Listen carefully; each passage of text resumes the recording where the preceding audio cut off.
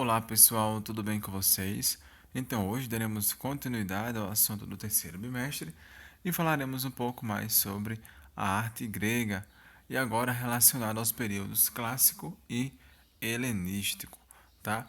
Primeiramente, iremos estudar um pouquinho sobre o período clássico, tá bom, gente? Então, na unidade anterior, estudamos o período arcaico, o período antigo da arte grega. E nesta unidade, daremos continuidade a esse estudo, analisando de maneira mais detalhada o período clássico e entendendo a dominação romana no período helenístico. Então, período clássico. Aqui ele já questiona, né? Você já viu expressões como esse filme é um clássico, esse livro é um clássico da literatura, ou até mesmo esse meme é um clássico?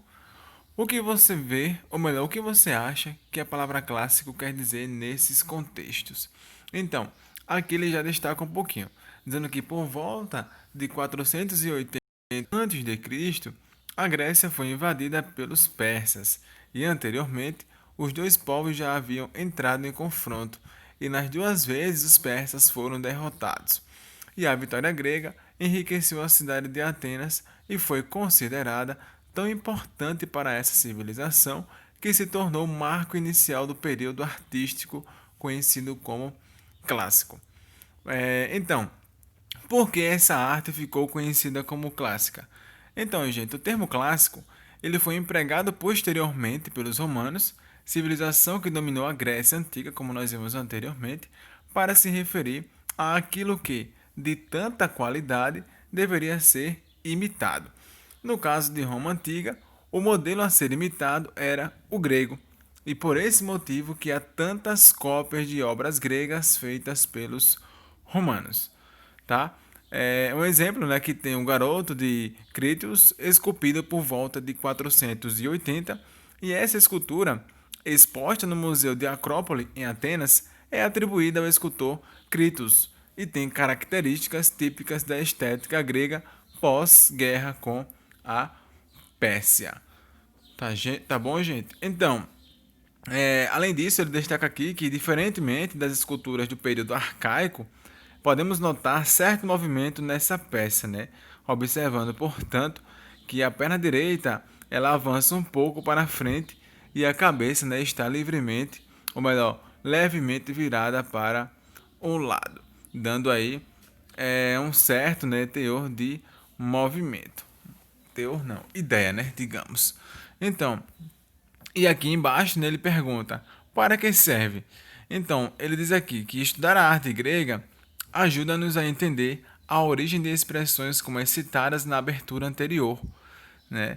Justamente por ela ser considerada uma arte clássica muito importante. E nesta unidade entenderemos o porquê. Então, no período, ou melhor, foi no período clássico, né, que se estendeu de 480 a.C. até aproximadamente 323 a.C., quando a Grécia, né, perdeu sua autonomia política para a Macedônia, que os gregos utilizavam uma característica muito particular na arte.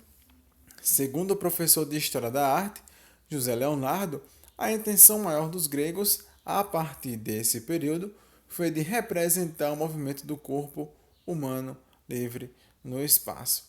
E no período clássico, né, quando a Grécia ainda era independente, os gregos não se interessavam em fazer retratos, pois não desejavam retratar uma pessoa em particular de modo fiel e estático, né, parado, mas o ser humano em geral de maneira fiel, segundo os moldes de beleza por eles estabelecidos. Então, como podemos observar aqui ao lado, o discóbolo, né, é um atleta arremessador de disco, modalidade esportiva das Olimpíadas e que surgiu lá no passado, e especialmente na Grécia. Essa peça, produzida originalmente em bronze pelo escultor grego, por volta de 450, é considerada o primeiro modelo de escultura característico do período clássico da arte grega, porque trouxe o dinamismo para a escultura, ou seja, a ideia de movimento humano, como vocês podem verificar aqui nessa imagem. e a peça original, né, não chegou até nós. E o que conhecemos dessa escultura são cópias em mármore de menor qualidade, segundo especialistas de arte. Mas ainda, né, mas ainda assim, é possível percebermos nessa cópia o trabalho de retratação das partes do corpo de maneira muito real e maior preocupação com os traços reais de um ser humano do que com de uma pessoa em particular. Mais do que isso, percebemos nessa obra, né, uma representação fiel do movimento humano, uma vez que transparece toda a tensão muscular do homem que segura um disco em sua mão. Né, sugerido o movimento seguinte, o de lançar esse disco. Podemos observar a torção do seu tronco, a flexão de suas pernas, certo? A extensão de seu braço, entre outros movimentos, como estão expostos aqui nessa cópia, né, romana em mármore do discóbulo. Então, gente, vale mencionar que os movimentos do discóbulo eles são racionais, ou seja, eles são intencionados, né? Seguem uma orientação segundo, nesse caso aí, o interesse, né, digamos, do artista, né, e também do lançador. E são controlados, né, e isso tem relação direta com o personagem grego. Então, por que retratar movimentos racionais controlados era importante para os gregos? Então, eu queria dizer o seguinte, que porque na civilização da Grécia Antiga, as esculturas também tinham uma função educativa de formação do cidadão. E a representação de um movimento, né, controlado em uma escultura demonstrava, né, portanto, a importância da razão na vida dos gregos. Então, eles eram seres racionais. Nesse caso aí, tudo partia da razão, tá? Então, as construções arquitetônicas, perdão, também seguiam regras de proporção. No entanto, né, porém, esses cânones sofriam alterações de acordo com o ângulo sob o qual eram vistos. E um exemplo de construção arquitetônica do período clássico, que apresenta cânones de proporção, é o Partenon, né, templo dedicado à deusa Atena, que começou a ser construído por volta de 447. Tá bom, gente? Então, aqui temos a ilustração desse templo, né, grego construído no período clássico em homenagem à deusa Atena. E aqui ele faz mais duas perguntas, né? Qual é a base dessa construção e que formas geométricas ela apresenta? Então, segundo a crença grega, o Partenon era um espaço sagrado, né? A morada de Atena, e por isso não era aberto aos fiéis, pois dentro dele ficava apenas a estátua da deusa. E construído com colunas cilíndricas, o Partenon era muito observado pelas pessoas, mas pelo lado de fora é, era muito observado pelas pessoas, né? Perdão, porém pelo lado de fora. E isso foi levado, né, em consideração quando o templo foi planejado, de modo que suas colunas foram construídas de um jeito que suas proporções não fossem distorcidas aos olhos humanos. E no período clássico, pessoal, havia três estilos ou ordens de colunas gregas. Vamos analisar cada uma delas. Então, tinha a dórica, tá? Tinha também a jônica e a coríntia. Então, percebam que elas meio que encurtam, tá? Nesses seus estilos, nesse caso aí na coluna, e todas as bases são diferentes, assim como o capitel, né, que fica na parte de cima, tá certo, pessoal? Então, aqui também ele destaca mais um pouco sobre essa coluna dórica, a coluna jônica e a coluna coríntia, tá? E faz a seguinte pergunta: o que você observa de diferente entre essas colunas? Então, na dórica, essa coluna é canelada, e inicia-se diretamente após o degrau, sem base, como nós vimos anteriormente, e seu capitel, que é a parte superior da coluna, não contém ornamentos como a jônica e a coríntia. E a coluna jônica é mais fina, né, e entre ela e o degrau há uma base. O capitel apresenta duas volutas, que são ornamentos em formato espiral. E a coluna coríntia há uma base, né, entre a coluna e o degrau, e o capitel é decorado com folhas de acanto, né, que é um tipo de enfeito que se assemelha à folhagem de certas plantas. E outro tipo de construção que surgiu no período clássico foram os cariátides, né, estátuas de formas femininas que faziam papel de coluna nos templos.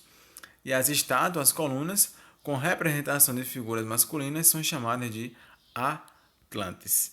Beleza, gente?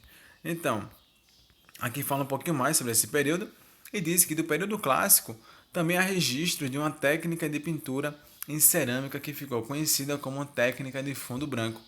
Como o próprio nome já diz, sobre o vaso aplicava-se uma pintura branca e sobre ela a pintura desejada. E essa técnica ela foi desenvolvida a partir do ano 500 a.C. na região da Ática e usada principalmente em lequitos, né, vasos utilizados para carregar óleo em rituais fúnebres. E no fim do período clássico, as esculturas passaram a apresentar algumas modificações na forma, como podemos observar aqui na imagem ao lado, né, onde esta né, é uma cópia da escultura grega original, feita em bronze, e mede cerca de 2,5 metros de altura, certo, gente?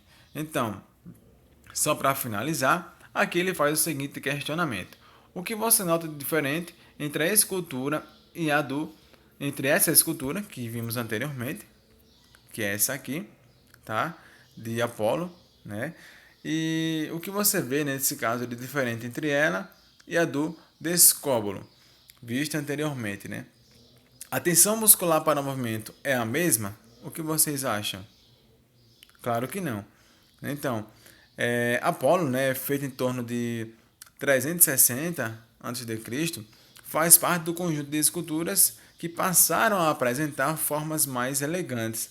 E a tensão antes exibida na musculatura da figura humana deu lugar a uma nova postura escultórica, ainda em movimento, mas sem grande carga de energia.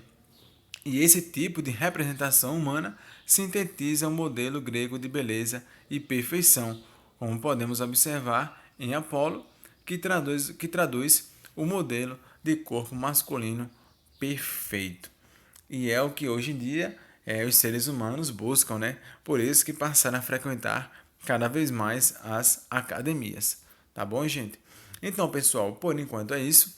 Na próxima aula nós daremos continuidade e falaremos um pouco sobre outro período bastante importante na arte grega, que é o período helenístico. Tá bom, gente? Então, pessoal, até mais, bons estudos e tchau!